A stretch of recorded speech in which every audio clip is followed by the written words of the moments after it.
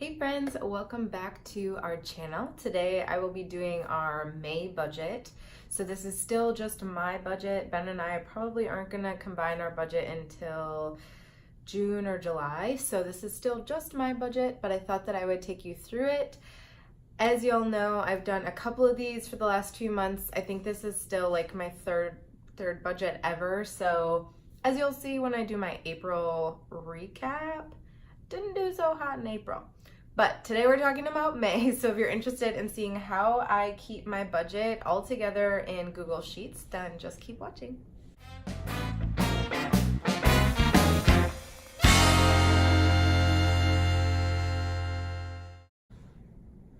I'm wearing lipstick today and I feel like a poser.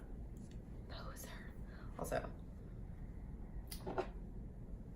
my little crystal that I have with me here. I love crystals. I don't really know what they do, but I love them. But this one is supposedly for mental stability, perception, logic, some things that aren't always my strongest suit. So I thought that I would keep this over here on my desk with me. But anyway, let's get into the budget. So today I'm going to take you through my budget. As always, I keep my incomes blacked out just for personal reasons. This is my income that I'm expecting for May. I am never really expecting anything from Beautycounter, but that will be changing. In fact, if you're ever interested in learning more about Beautycounter, send me a message. I'm actually wearing Beautycounter makeup right now, but it's all non-toxic products. We talked about it in one of our most recent videos.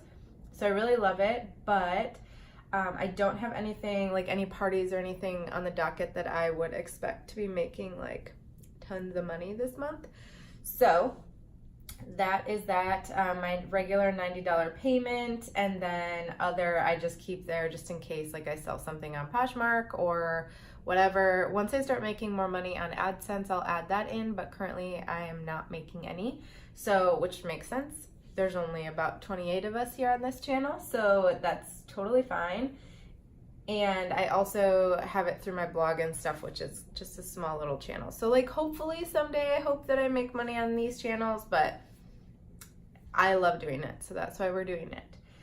So in total, my income will be $4,333.55 as long as everything goes the way it's supposed to. So next, moving on, these regular costs don't change very often. So first is rent. It's $1,405. That is half of the rent here at our beautiful apartment. We'll be in here until the end of July, possibly until August. We might extend our lease. We haven't decided, mostly because we haven't decided where we want to move yet. So that's part of the issue. But that is currently my rent. I pay $12.95 for Canva.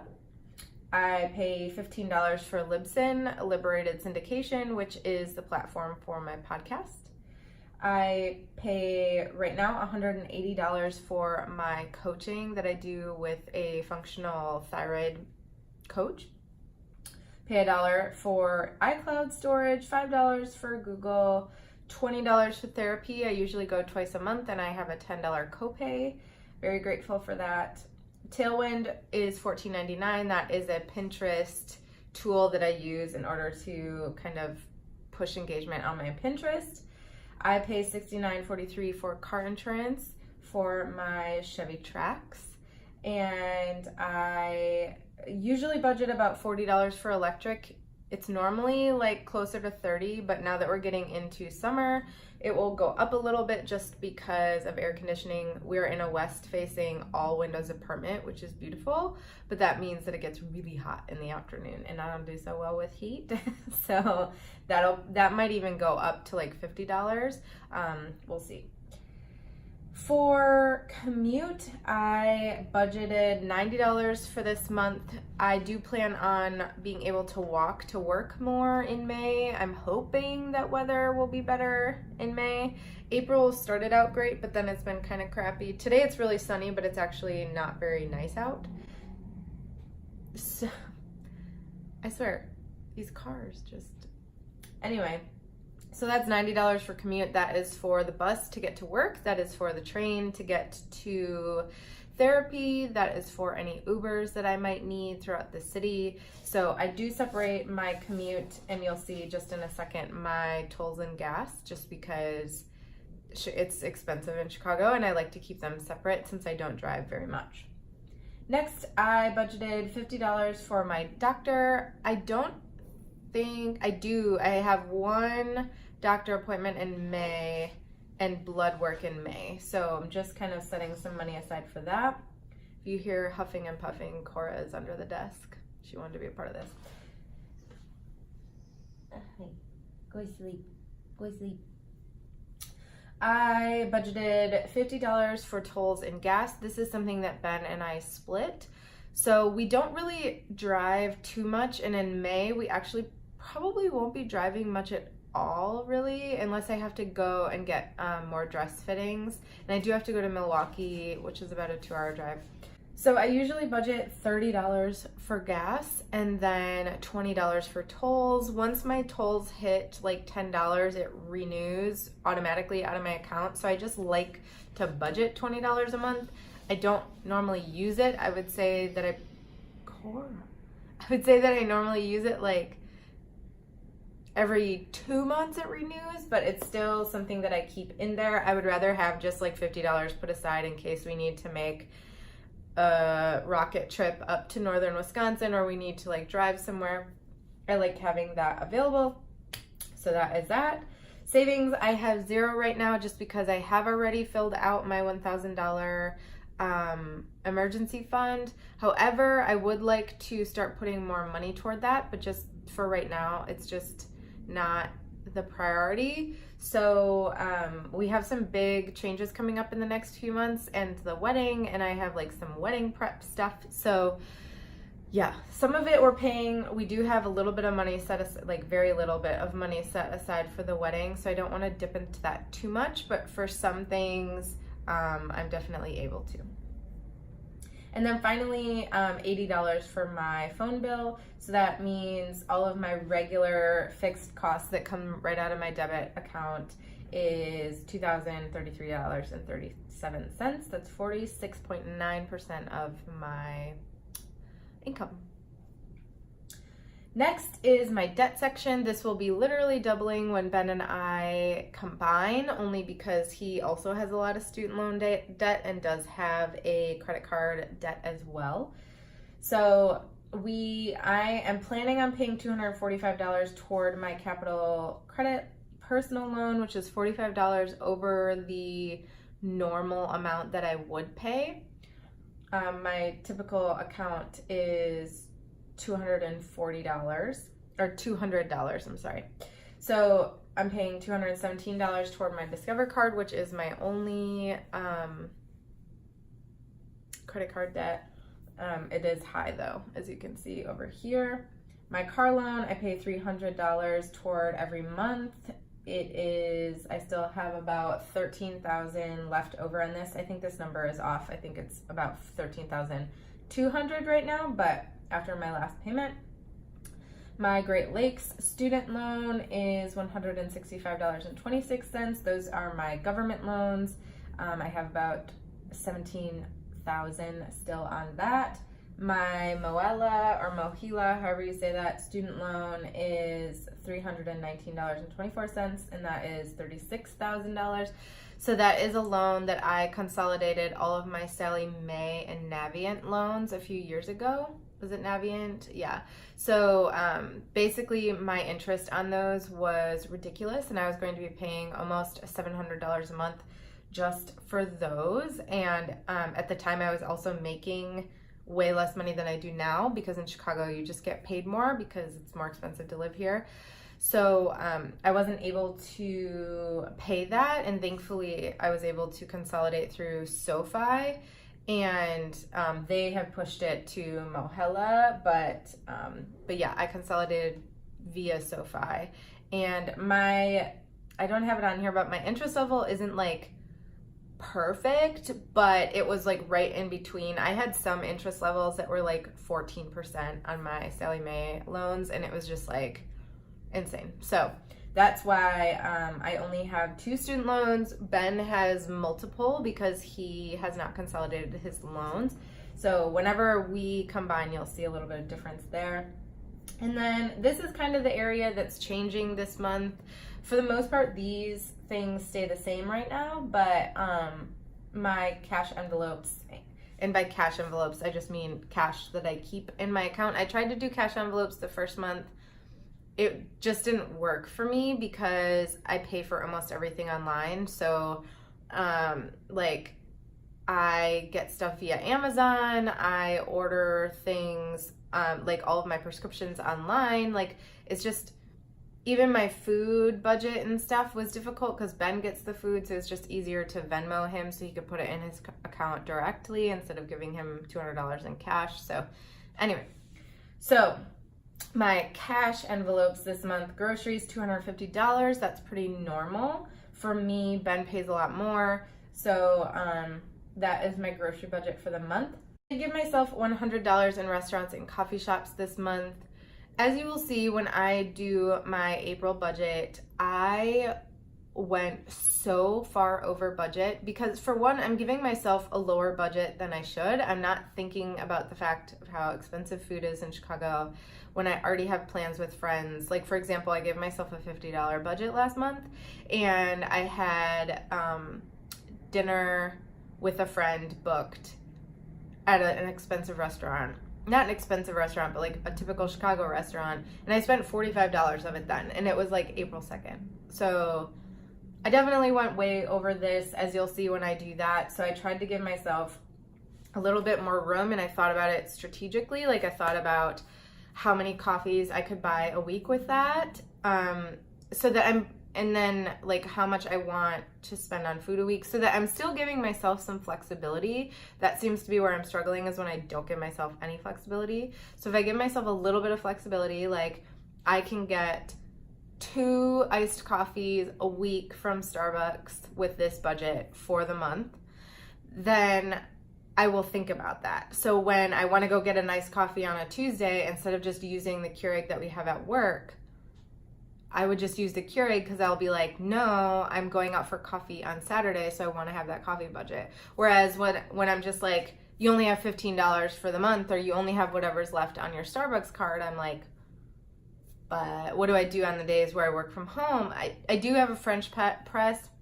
I just haven't like figured out what kind of coffee I like yet. So, and I like going to coffee shops to work. Actually, I plan on doing that after I'm done filming this video. So yeah, that's kind of just like where I'm at with that.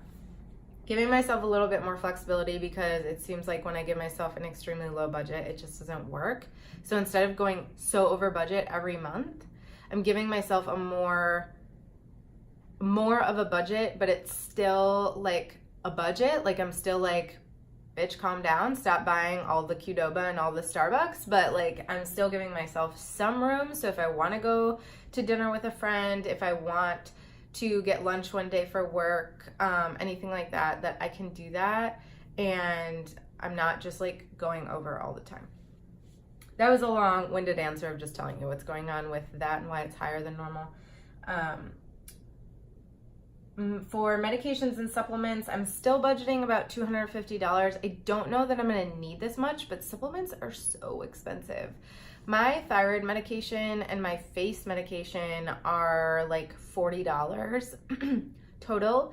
And then I also have like multiple supplements for like hormone issues that I'm dealing with right now. So yeah, I'm just keeping it a higher budget. Ben thinks I'm going to go over this. I hope that I don't.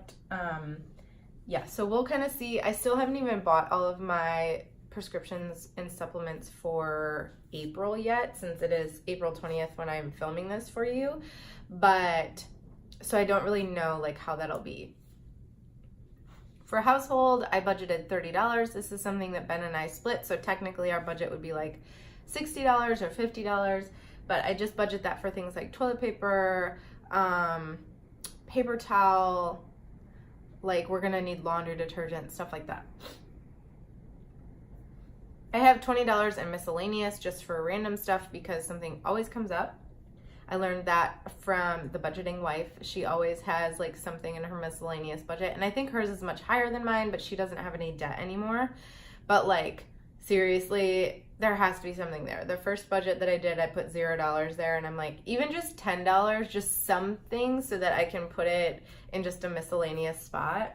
So I have $20 budgeted for that.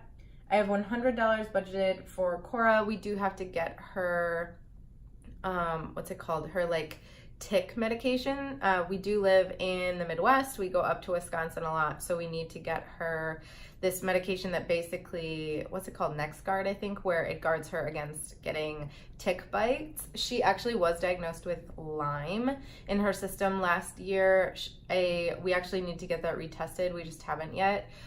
She doesn't really have any of the symptoms though, so I'm not too worried, but I don't want her to get bit again. So budgeting that for food and for her NexGard. Ben also pays. So yeah, that's kind of where that stuff is at. I budgeted $170 for clothing and beauty. Now this is something that normally does not happen. All of my clothes are very old.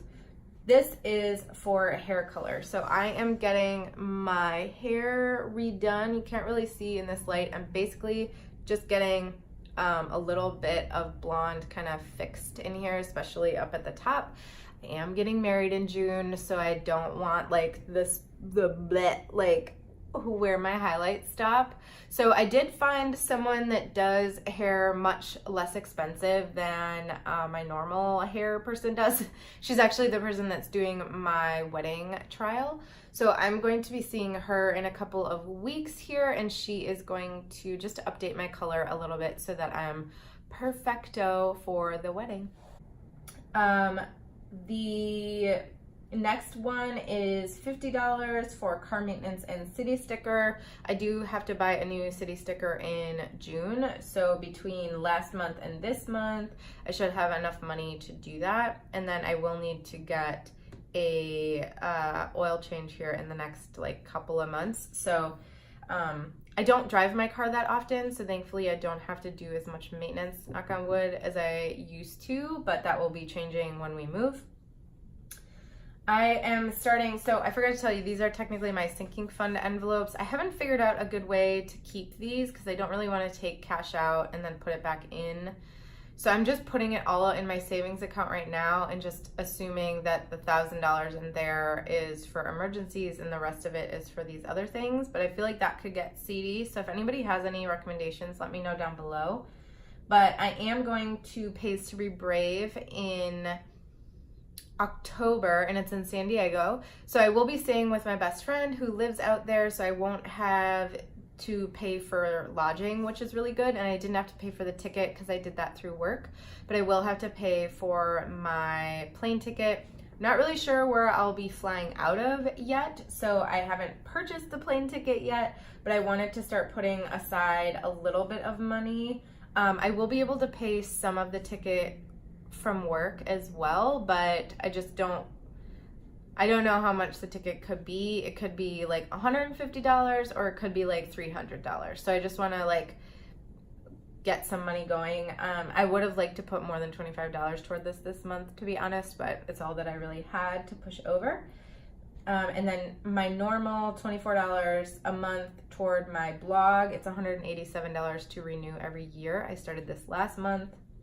And then $26 a month toward Planoly, which is a program that I use for Instagram for my business. This again is something like when I start making more money in my business, I will probably just like pull that out so that I won't have to be paying that. But putting $26 a month away for something, even if I don't end up using that, I'm sure that I will happily add the $180 to one of my loans or something like that. So that is putting my total at $1,045. That is putting my total out at $4,324.87. I did leave myself a little bit of buffer, literally an $8 buffer. I do this every month. I know some people are very specific and they stick exactly to it, but because my budgets are so tight, I like to keep just a tiny bit extra in there so that nothing like goes over. Like if something goes over like by $1 or something, it kind of works out. For the most part, I have never had any issues, knock on wood, with my budget. So that is just something that I do to keep me organized. And yeah, that is my budget video for May. I hope that you enjoyed it. It's just this quick little budget that I keep in Google Sheets. For me, I love the idea of doing it in a planner, but honestly, I'm constantly in my budget. Like if I go to Starbucks for a coffee, I add it in right away so I don't forget about it. It's something that I constantly have on my computer, so it's really easy to see and to get to quickly, which is why I do my budget this way. And when Ben and I combine, he is much more on his computer than he would ever be in a planner. So we definitely like to do it this way. But that's just the way that I do it. I love watching videos about planner budgets. I think that they're really cool, but this is just what works for my little family right now. But yeah, that is my budget. I hope that you enjoyed this video. Let me know down below if you did, and if you have anything else that you would like to see on this channel. We have been trying to do as much as we can, 2 videos a week, and we will be having a cool video coming up here on Thursday. But thank you so much for watching. Make sure to like this video if you haven't already, and subscribe too if you haven't. Once we hit 100 subscribers, we are going to do a giveaway. So I know we got a little bit of time, but I'm gonna start pumping this giveaway a little bit more so that people catch on, and then we can do this little giveaway that we were planning on doing once we hit 100. So make sure to subscribe if you haven't already, and I will see you in the next video. Bye.